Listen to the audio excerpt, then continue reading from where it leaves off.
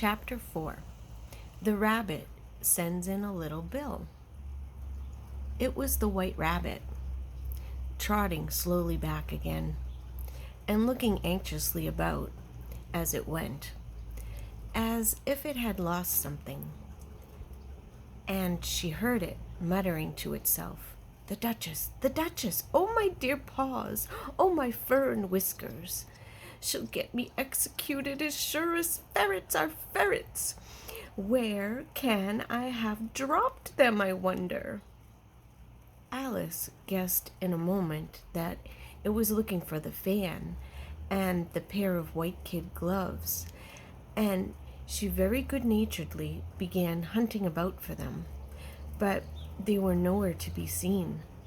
Everything seemed to have changed since her swim in the pool, and the great hall, with the glass table and the little door, had vanished completely.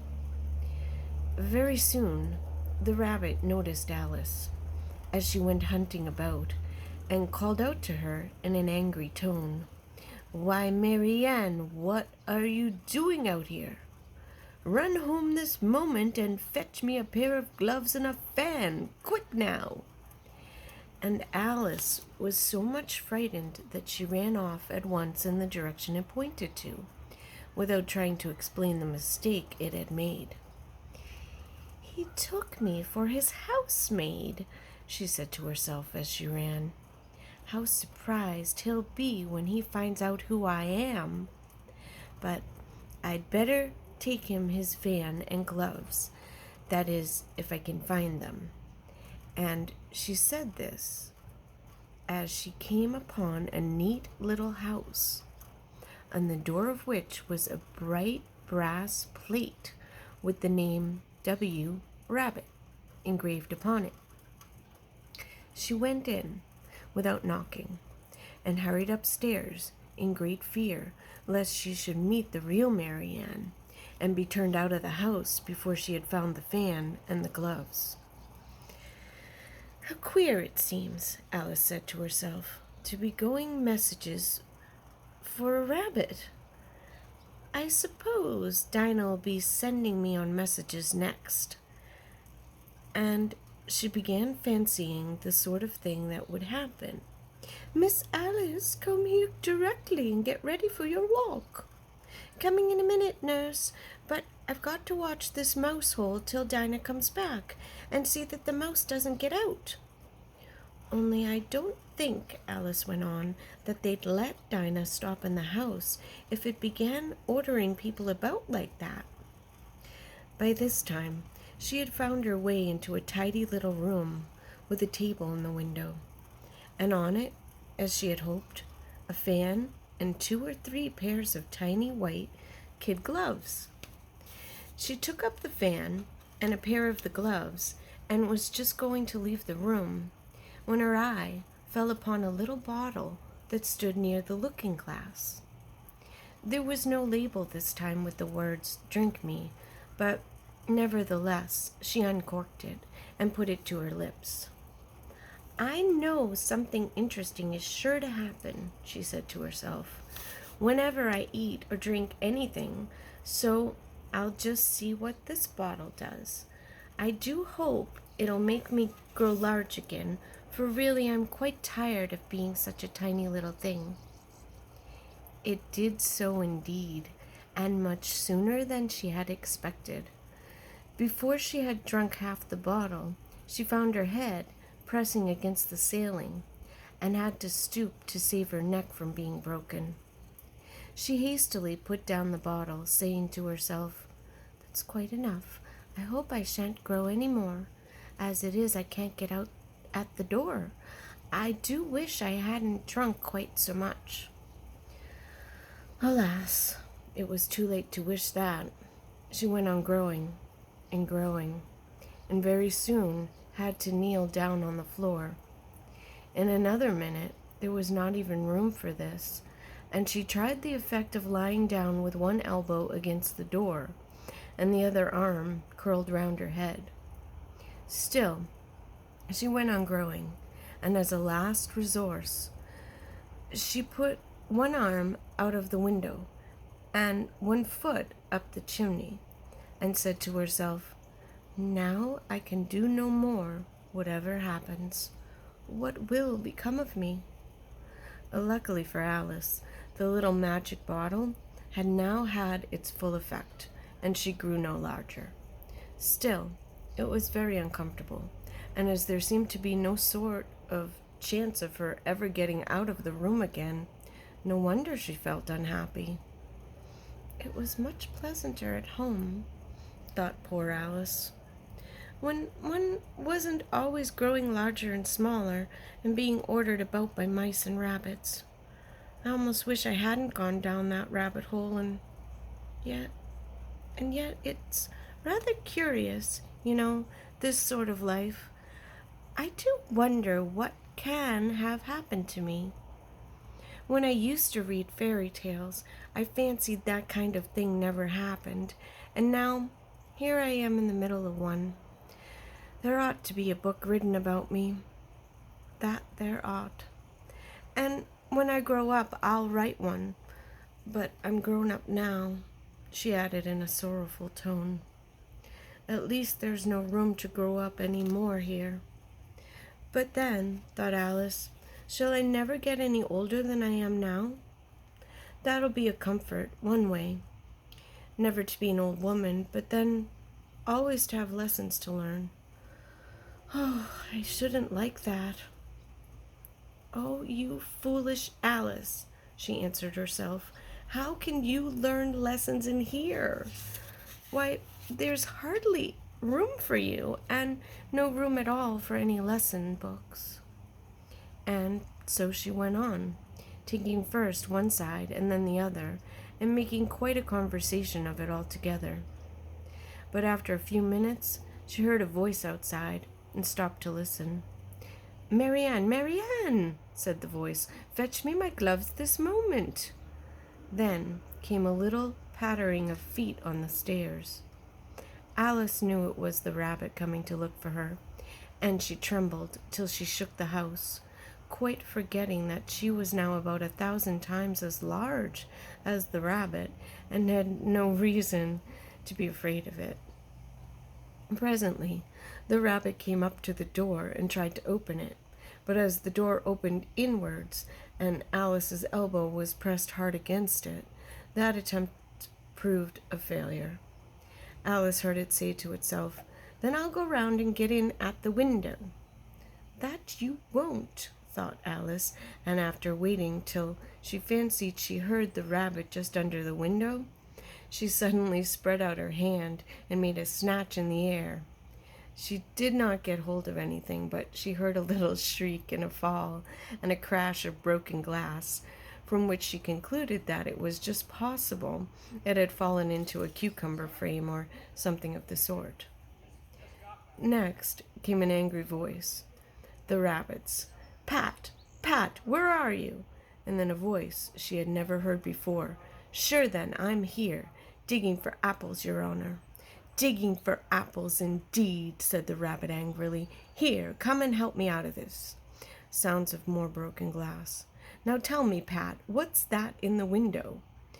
Sure, it's an arm, Your Honor." He pronounced it arum. "An arm, you goose! Whoever saw one that size? Why, it fills the whole window." "Sure it does, Your Honor, but it's an arm for all that." "Well, it's got no business there. At any rate, go and take it away." There was a long silence after this, and Alice could only hear whispers now and then, such as, "Sure, I don't like it, Your Honor, at all. Do as I tell you, you coward." And at last she spread out her hand again and made another snatch in the air. This time there were 2 little shrieks and more sounds of broken glass. "What a number of cucumber frames there must be," thought Alice. "I wonder what they'll do next. As for pulling me out of the window, I only wish they could. I'm sure I don't want to stay in here any longer." She waited for some time without hearing anything more. At last came a rumbling of little cartwheels and the sound of a good many voices all talking together. She made out the words, "Where's the other ladder? Why, I hadn't to bring but one. Bill's got the other. Bill, fetch it here, lad. Here, put him up at this corner. No, tie him together first. They don't reach half high enough yet.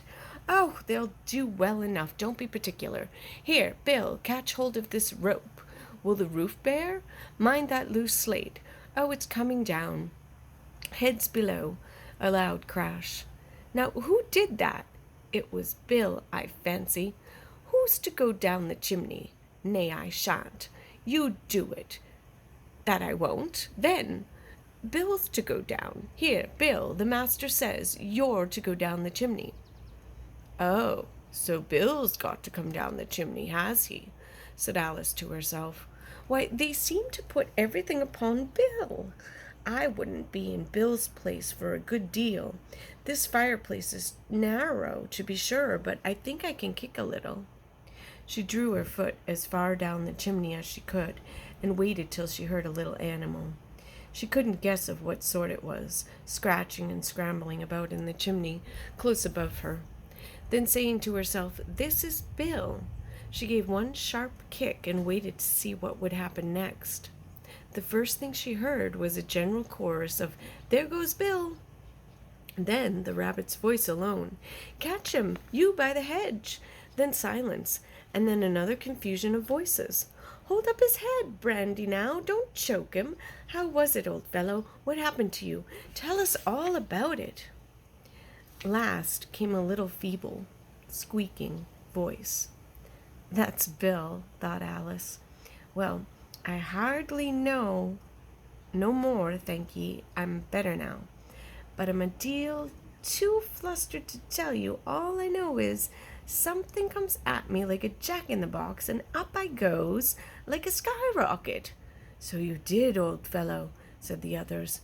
"We must burn the house down," said the rabbit's voice, and Alice called out as loud as she could, "If you do, I'll set Dinah at you."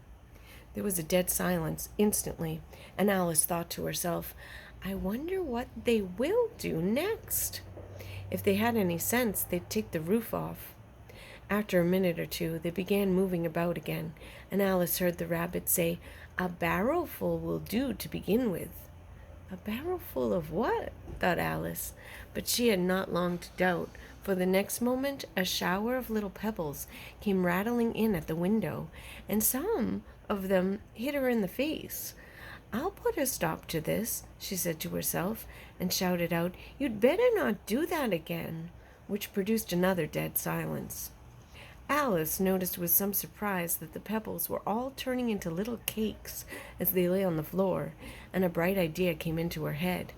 "If I eat one of these cakes," she thought, "it's sure to make some change in my size, and as it can't possibly make me larger, it must make me smaller, I suppose." So she swallowed one of the cakes, and was delighted to find that she began shrinking directly. As soon as she was small enough to get through the door, she ran out of the house and found quite a crowd of little animals and birds waiting outside. The poor little lizard, Bill, was in the middle, being held up by 2 guinea pigs who were giving it something out of a bottle. They all made a rush at Alice the moment she appeared, but she ran off as hard as she could, and soon found herself safe in a thick wood. "The first thing I've got to do," said Alice to herself, as she wandered about in the wood, "is to grow to my right size again, and the second thing is to find my way into that lovely garden. I think that will be the best plan." It sounded an excellent plan, no doubt, and was very neatly and simply arranged. The only difficulty was that she had not the smallest idea how to set about it.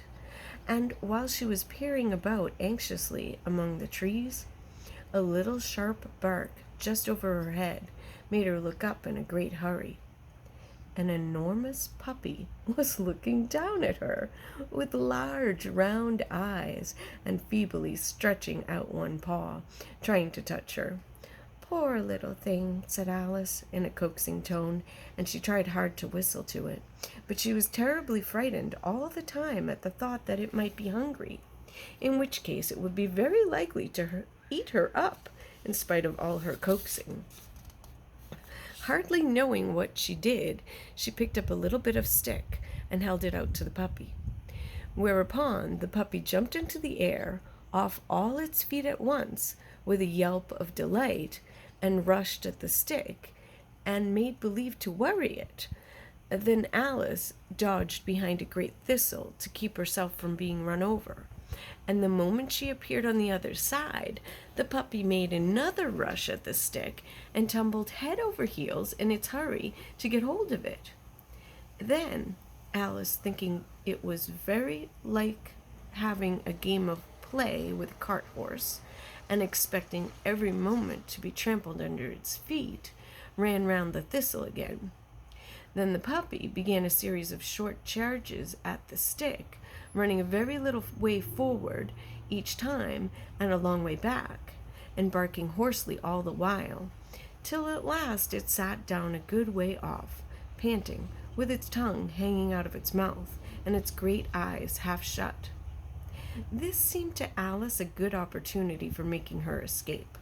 So she set off at once, and ran till she was quite tired and out of breath, and till the puppy's bark sounded quite faint in the distance. "And yet, what a dear little puppy it was," said Alice, as she leant against a buttercup to rest herself, and fanned herself with one of the leaves. "I should have liked teaching it tricks very much, if I'd only been the right size to do it. Oh dear, I'd nearly forgotten that I've got to grow up again. Let me see, how is it to be managed? I suppose I ought to eat or drink something or other, but the great question is, what?" The great question certainly was what.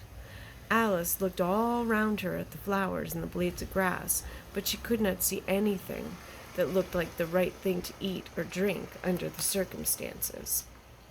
There was a large mushroom growing near her, about the same height as herself, and when she had looked under it, and on both sides of it, and behind it, it occurred to her that she might as well look and see what was on the top of it.